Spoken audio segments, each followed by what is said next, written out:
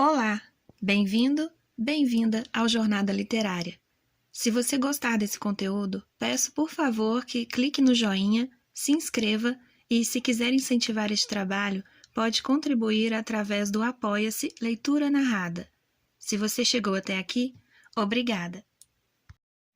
Ecce Homo, por Friedrich Nietzsche, parte 5. 2. Para compreender semelhante tipo, importa primeiro elucidar o seu pressuposto fisiológico. É o que eu chamo a boa saúde. Não sei explicar este conceito melhor nem de um modo mais pessoal do que já fiz numa das secções finais do 5º livro da Gaia Ciência. Nós, homens novos, sem nome, difíceis de compreender, ali se lê, prematuros de um futuro ainda improvável, carecemos, em vista de um novo fim, também de um novo meio, a saber, de uma nova saúde, de uma saúde mais forte, mais sagaz, mais resistente, mais ousada e mais astuta do que foram até agora todas as saúdes.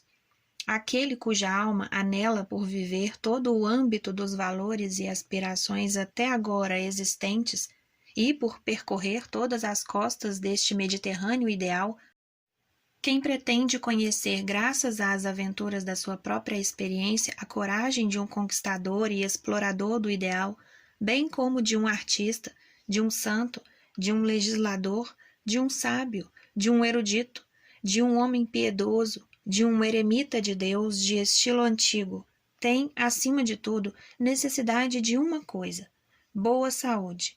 Uma saúde tal que não só se possui, mas também permanentemente se adquire e deve adquirir, porque ela está sempre de novo a perder-se e deve perder-se.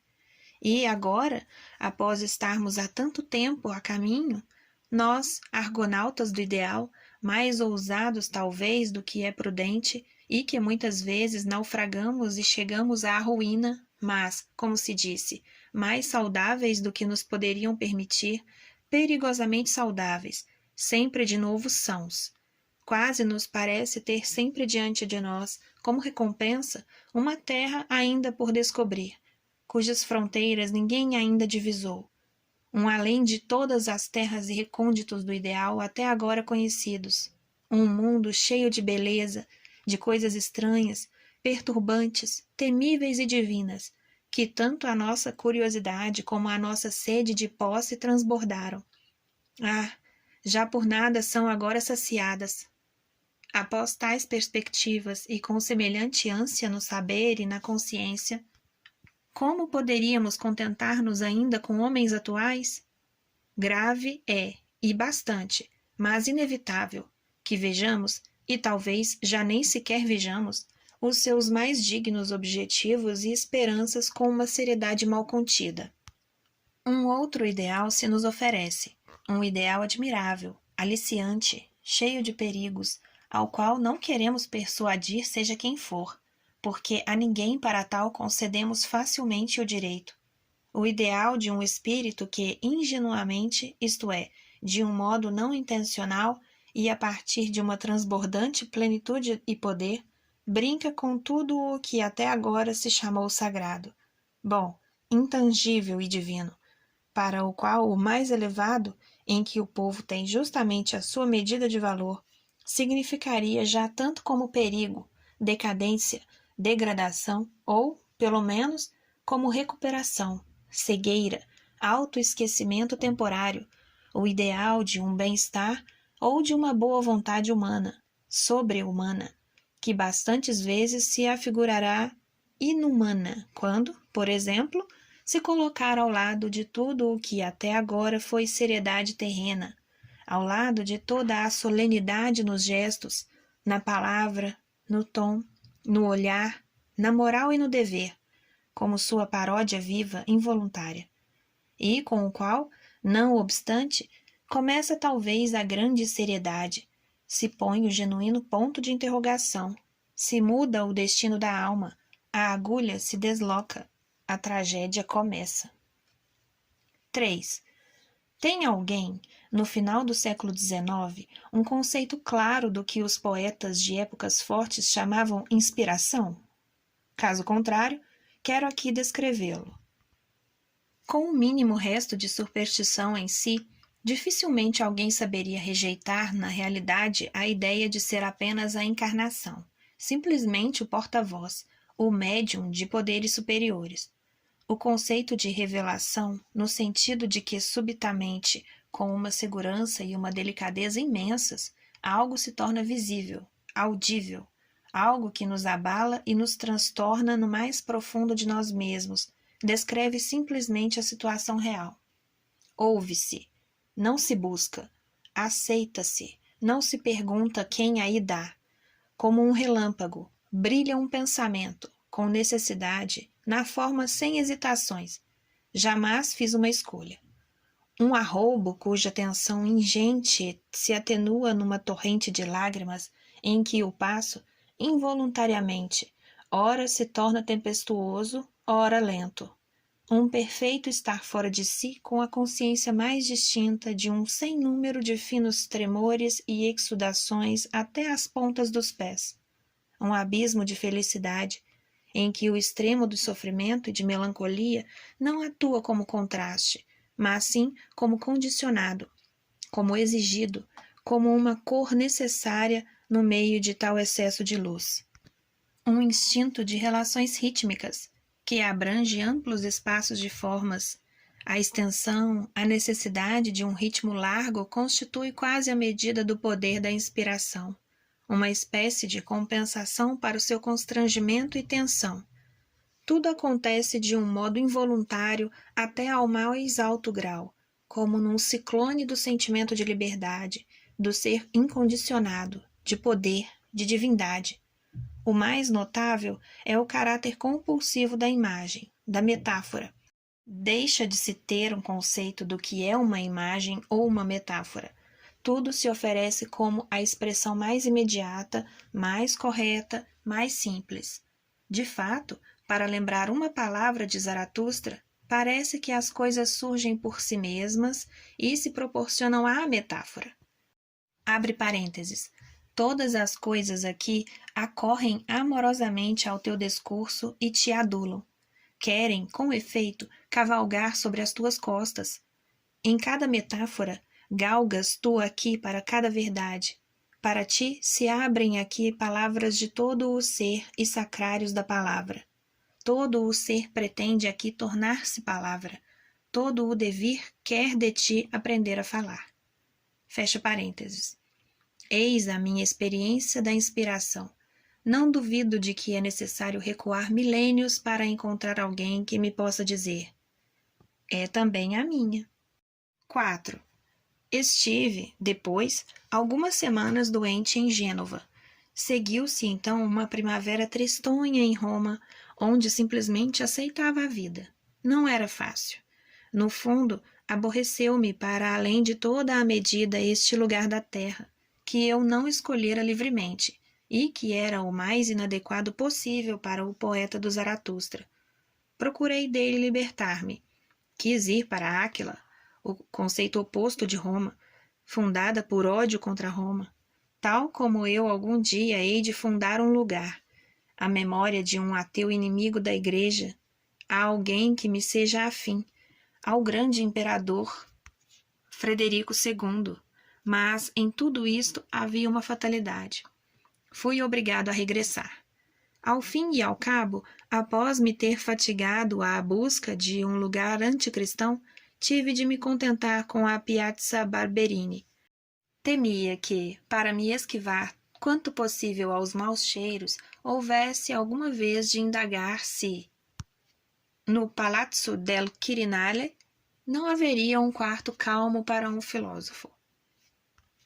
Numa loggia que domina a piazza mencionada, de onde se abarca a cidade de Roma e se ouve lá muito embaixo a fontana correndo, escrevi a canção mais solitária que alguma vez foi composta, a Canção da Noite. Assediava-me nesta altura uma melodia de indizível melancolia, cujo refrão reproduzi nas palavras morto por imortalidade.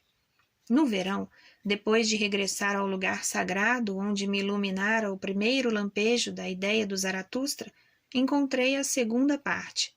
10 dias bastaram, em caso algum, nem para a primeira, nem para a segunda. E para a última, precisei de mais. No inverno a seguir, sob o céu alciônico de Nice, que pela primeira vez então resplandeceu na minha vida, encontrei o terceiro Zaratustra. E a obra ficou pronta. Feitas todas as contas, mal chegou a 1 ano. Muitos sítios secretos e elevações da paisagem de Nice foram, graças a instantes inesquecíveis, por mim consagrados, aquela parte decisiva, que tem como título Das Velhas e Novas Tábuas. Foi composta durante a difícil ascensão desde a pousada até ao admirável lugarejo, mourisco no meio das rochas. Ega! A agilidade muscular foi sempre em mim máxima quando a força criadora fluía com maior abundância. O corpo entusiasma-se. Deixemos a alma fora de jogo. Podiam muitas vezes ver-me dançar. E eu podia, então, sem qualquer ideia de cansaço, caminhar 7, 8 horas pelas montanhas. Dormia bem, ria-me muito, encontrava-me numa perfeita robustez e paciência. 5. Abstraindo destes trabalhos de 10 dias, os anos da composição de Zaratustra e, sobretudo, os posteriores constituíram uma calamidade sem igual. Paga-se muito caro ser imortal. Morre-se por isso várias vezes em vida. Há algo a que eu dou o nome de rancor da grandeza. Tudo o que é grande, obra ou ação, vira-se, uma vez levado a cabo, sem demora contra quem a fez. Só pelo fato de a ter realizado, ele é agora fraco. Já não suporta a sua ação, já não a olha de frente. Ter atrás de si algo que jamais se deveria ter querido, algo em que se prende o nó do destino da humanidade, e tê-lo doravante sobre si. Quase esmaga o rancor da grandeza. Outra coisa é o silêncio horripilante, que à volta de si se ouve. A solidão tem 7 peles. Nada mais por ela passa. Aproximamo-nos dos homens, saudamos os amigos. Novo deserto, nem o olhar nos saúda mais. No melhor dos casos, uma espécie de revolta. Experimentei uma tal revolta em graus muito variados, mas quase de todos os que estavam perto de mim. Parece que nada ofende mais profundamente do que de súbito fazer notar uma distância. As naturezas nobres, que não sabem viver sem venerar, são raras. Uma terceira coisa é a absurda susceptibilidade da pele às pequenas picadas, uma espécie de desamparo perante tudo o que é pequeno.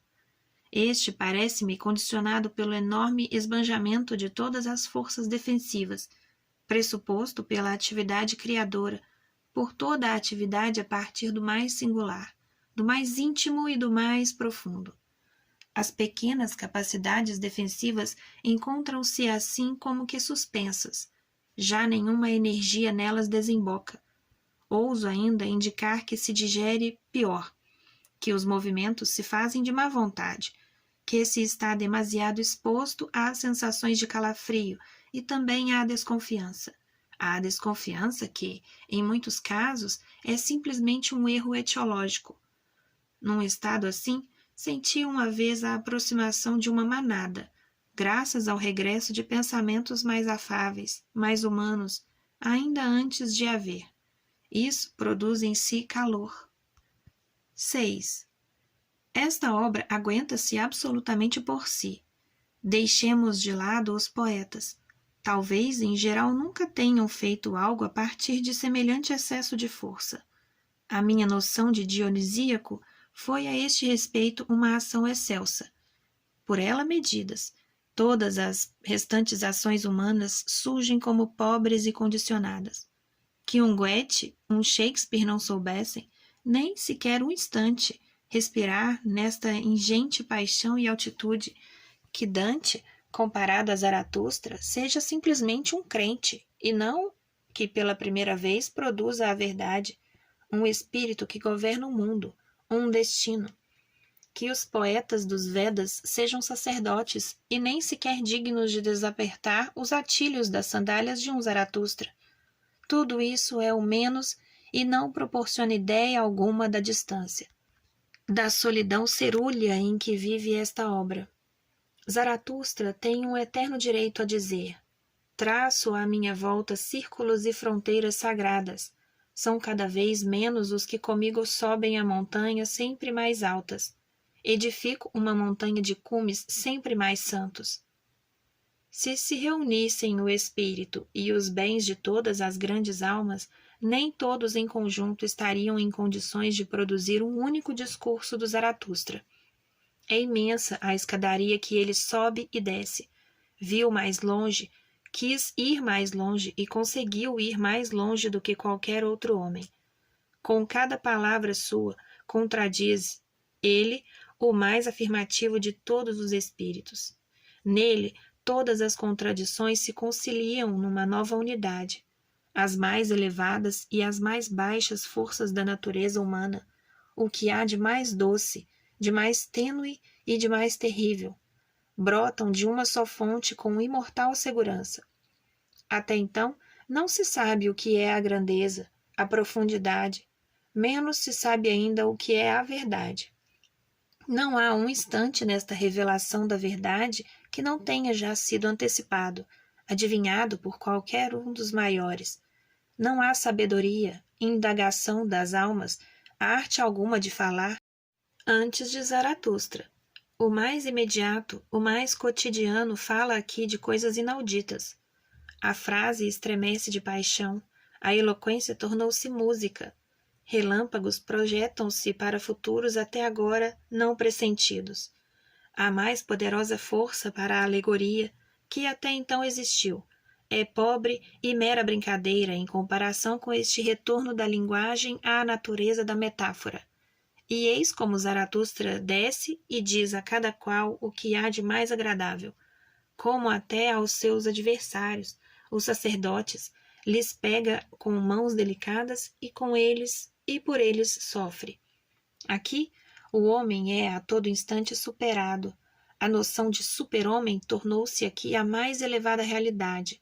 Numa longura infinita, tudo o que até agora se chamou grande no homem encontra-se abaixo dele. O alciônico, os pés ligeiros, a ubiquidade de malícia e insolência e tudo o que, aliás, é típico de Zaratustra, jamais se sonhou como essencial à grandeza.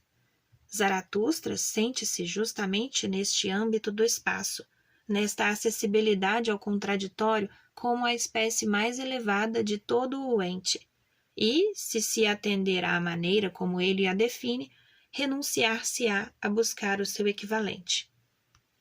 A alma que tem a mais longa escada e mais ao fundo pode descer a alma de maior amplitude que mais extensamente em si pode correr, errar e vaguear, a de maior necessidade que com prazer se precipita.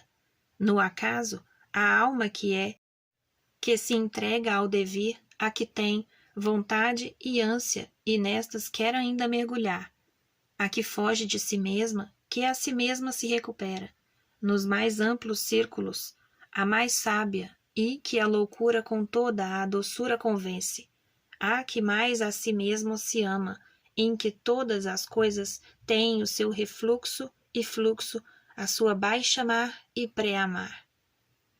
Eis a noção do próprio Dionísio. E aqui conduz também uma outra consideração. O problema psicológico que reside no tipo de Zaratustra é como aquele que, num grau inaudito, diz não, atua por negação, perante tudo aquilo a que até agora se disse sim e, apesar de tudo, pode ser o contrário de um espírito que diz não. Do mesmo modo que o espírito que aguenta o maior peso do destino, uma fatalidade da missão, pode ser não obstante o mais ágil e para além de tudo, Zaratustra é um dançarino. Como o que tem a mais implacável, a mais temível visão da realidade, que escogitou o pensamento mais abissal, não encontra, apesar de tudo, objeção alguma contra a existência, nem sequer contra o seu eterno retorno. Pelo contrário, depara com mais um fundamento para ele próprio ser o eterno sim a todas as coisas. para ser um ingente e ilimitado sim e amém. A todos os abismos levo ainda o meu dizer sim, fonte de bênçãos. Eis, porém, mais uma vez, ainda a nação de Dionísio. 7. Que linguagem falará um tal espírito quando falar sós comigo? A linguagem do ditirambo. Sou o inventor do ditirambo. Atente-se no modo como Zaratustra fala consigo, antes do nascer do sol. Semelhante felicidade de Esmeralda, uma tal ternura divina, ainda não tivera voz alguma antes de mim. Talvez a mais profunda tristeza de semelhante Dionísio se torna ainda ditirambo. Tomo como exemplo a canção da noite, o lamento imortal de, graças à superabundância de luz e poder, em virtude da sua natureza solar, ser condenado a não amar. É noite. Falam agora mais alto as fontes que jorram, e também a minha alma é uma fonte a borbotar. É noite. Só agora acordam todos os cantos dos amantes, e também a minha alma é o canto de um amante. Algo de insatisfeito, de insaciável. Há em mim que quer expressar-se em voz alta. Há em mim um desejo de amor, que fala espontaneamente a linguagem do amor. Sou luz. Ah, fora eu noite. Mas a minha solidão é estar rodeado de luz. Ah, fora eu treva e noite, como então sugaria nos seios da luz. E quereria bem dizer-vos ainda pequenos astros cintilantes e vermes luminosos, e alegrar-me da vossa dádiva de luz. Vivo, porém, na minha própria luz. Torno a sorver as chamas que de mim emanam. Não conheço o prazer de quem recebe, e muitas vezes sonhei que roubar deveria ser ainda mais ditoso do que receber. A minha pobreza é que a minha mão jamais em dar tem descanso. A minha cobiça é ver os olhos em expectativa e as noites iluminadas da nostalgia. Ó infelicidade de todos os que dão, ó obscurecimento do meu sol, ó desejo de desejar, ó fome devoradora na saciedade. É de mim que eles recebem, mas toco ainda nas suas almas. Há um abismo entre receber e dar, e o mesmo abismo é o mais difícil de transpor. Da minha beleza promana uma fome. Pudesse eu magoar aqueles a quem ilumino, pudesse eu roubar os que presenteio. Tenho, pois, fome de maldade. Retirar a mão, quando já a mão lhe estendi, qual cascata, que ainda na queda hesita. Tenho, pois, fome de maldade. É a minha plenitude que inventa semelhante vingança, e esta maldade brota da minha solidão. A minha alegria de dar morreu no ato de dar. A minha virtude cansou-se de si mesma na sua superabundância. Quem sempre dá corre o risco de perder o pudor. A quem sempre reparte, nascem-lhe à força de repartir calos na mão e no coração. Os meus olhos já não se incham perante a humilhação dos que pedem. A minha mão tornou-se demasiado dura para o estremecimento das mãos cheias. Para onde se esvaíram as lágrimas dos meus olhos e a lunagem do meu coração? Ó solidão de todos os que dão! Ó silêncio de todos os que iluminam! Muitos sóis giram no espaço vazio. Para tudo o que é tenebroso, falam eles com a sua luz. A mim, nenhuma palavra dizem. Ó, eis a hostilidade da luz perante o que é luminoso. Seguem implacavelmente as suas órbitas. Cruéis no mais profundo dos seus corações contra o que é luminoso, frios perante outros sóis. Assim caminha cada sol. Como um furacão, seguem os sóis as suas órbitas, seguem a sua inelutável vontade. Eis a sua frieza. Ó, sois vós, seres tenebrosos e noturnos, sois vós quem dá calor por meio de quem é luminoso. Ó, só vós bebeis o leite e o refrigério nos seios da luz. Ah, o gelo rodeia-me, a minha mão queima-se com a algidez. Ah, em mim há uma sede que anela pela vossa sede. É noite. Ah, porque devo eu ser luz, e sede de trevas, e solidão? É noite. Mana agora de mim, como fonte, a minha ânsia, anseio pela palavra. É noite. Falam agora alto todas as fontes que jorram, e também a minha alma é uma fonte a borbotar. É noite. Despertam agora todas as canções dos amantes, e também a minha alma é o canto de um amante. 8. Coisas assim nunca foram escritas, nem sentidas, nem sofridas. Assim sofre um Deus, um Dionísio. A resposta a um tal de tirambo da solidão solar na luz seria Ariadne. Quem, além de mim, sabe o que é Ariadne? Ninguém até hoje esteve na posse da solução de tais enigmas. Duvido mesmo de que alguém tenha sequer visto aqui um enigma. Zaratustra determina, com rigor, a sua tarefa. É também a minha, para que ninguém possa enganar-se sobre o seu sentido. Zaratustra é afirmativo até a justificação, e até mesmo à redenção de todo o passado. Caminho entre os homens como entre fragmentos de futuro, daquele futuro que já contemplo, e todo o meu pensamento e desejo são unir e congregar o que é fragmento, enigma e acaso horrendo. E como suportaria eu ser homem, se o homem não fosse também poeta, decifrador e redentor do acaso? Redimir o passado e recriar todo o foi num assim devia ser. Eis o que para mim significaria a redenção. Numa outra passagem, Zaratustra determina tão rigorosamente quanto possível o que para ele unicamente pode ser o homem. Nenhum objeto do amor ou da compaixão. Zaratustra tornou-se também senhor da grande náusea que sente pelo homem. O homem é para ele uma deformidade, uma matéria, uma pedra monstruosa que precisa do escultor. Não mais querer e não mais apreciar e não mais criar. Oh, que este grande cansaço permaneça longe de mim. Também no conhecimento sinto apenas o prazer de gerar e do devir da minha vontade. E se há inocência no meu conhecimento, isso acontece porque nele existe a vontade de gerar.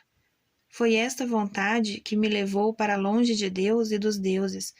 Que haveria, pois, para criar, se deuses houvessem? A minha ardente vontade de criar impele-me sempre de novo para o homem, assim como o martelo para a pedra. Ah, homens, na pedra dorme uma estátua, a estátua das estátuas. Ah, por que deve ela dormir na mais dura, na mais monstruosa pedra? Retumba agora macabramente o meu martelo contra a sua prisão. A pedra faz-se em pedaços. Que me importa? Quero acabar a obra, pois uma sombra veio até mim. De todas as coisas, a mais silenciosa e a mais tênue veio até mim. A beleza do super-homem veio até mim como sombra. Que me importam ainda os deuses? Vou relevar um último ponto de vista. O ensejo para tal é o trecho mencionado. Uma tarefa dionisíaca tem, de modo decisivo, como condições prévias a natureza do martelo e o próprio prazer da destruição. O imperativo tornai-vos duros, a certeza ínfima de que todos os criadores são duros, é o sinal genuíno de uma natureza dionisíaca.